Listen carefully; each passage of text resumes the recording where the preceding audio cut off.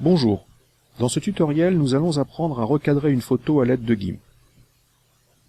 Les manipulations qui seront effectuées ne supposent aucune connaissance préalable si vous avez déjà utilisé GIMP.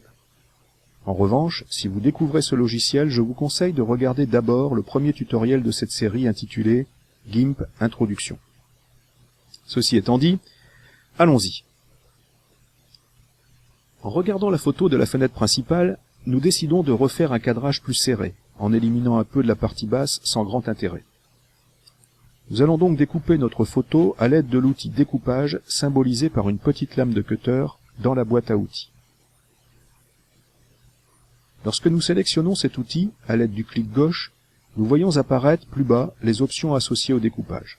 Nous y reviendrons un peu plus tard. Dans un premier temps, dessinons grossièrement les contours de la future découpe à effectuer. Pour cela, positionnons le pointeur à l'intérieur de la photo en commençant par le point supérieur gauche. Appuyons maintenant sur le bouton gauche de la souris et, tout en maintenant la pression sur ce bouton, commençons à déplacer la souris. Nous faisons apparaître un rectangle de sélection dont les dimensions varient en fonction du déplacement de la souris, soit en hauteur, soit en largeur, soit dans les deux dimensions simultanément. Lorsque nous avons approximativement défini notre zone de découpe, nous relâchons le bouton gauche de la souris pour visualiser la partie de la photo qui sera conservée, ici en clair, et celle qui sera éliminée, la zone la plus sombre. Il est souvent nécessaire d'ajuster soit les dimensions du rectangle de sélection, soit son positionnement sur la photo. Nous remarquons par exemple ici en bas une petite tache que nous pourrions avantageusement faire disparaître.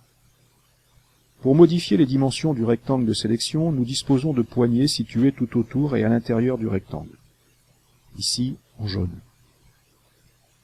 Les poignées latérales vont agir sur une seule dimension à la fois, en largeur ou en hauteur.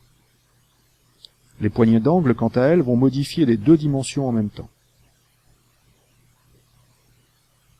Pour corriger le positionnement, il suffit d'appuyer et de maintenir appuyé le bouton gauche de la souris dans le rectangle de sélection et de déplacer la souris. Ainsi, nous pouvons nous servir de la poignée latérale basse pour ajuster la limite inférieure juste au-dessus de la tâche à éliminer. De la poignée latérale haute pour prendre un peu plus de ciel. De la poignée latérale gauche pour ajuster la frontière entre deux boutons. Et de la poignée latérale droite pour garder un peu moins d'herbe. Voilà, l'image est maintenant prête à être découpée. Mais avant d'effectuer définitivement la découpe, nous pouvons nous poser la question de savoir si la photo qui en résultera sera facilement imprimable par la suite sur du papier photo standard, comme par exemple le format 15 cm par 10 cm. Pour en être certain, il faudrait que toutes les modifications de dimension que nous avons effectuées librement aient conservé un rapport longueur sur largeur multiple de 15 par 10. Rien n'est moins sûr. Aussi, pour recadrer la photo tout en gardant un rapport de proportion contraint, nous allons utiliser une des options de l'outil de découpage pour fixer la proportion. Cochons la case. Et entrons au clavier les dimensions du papier, ici 15 par 10. Une fois validé par la touche Entrée du clavier, nous observons qu'il n'est plus possible de faire varier une dimension, par exemple ici la largeur, sans que la hauteur ne change également. Nous allons donc revoir notre cadrage en étant certains cette fois que la photo qui en résultera s'imprimera sans coupure ni bande blanche sur du papier 15 cm par 10 cm. Dernier point, avant de valider notre découpe, demandons-nous si notre cadrage met suffisamment en valeur les éléments forts de la photo. Ici, l'élément fort est sans aucun doute le Mont-Saint-Michel.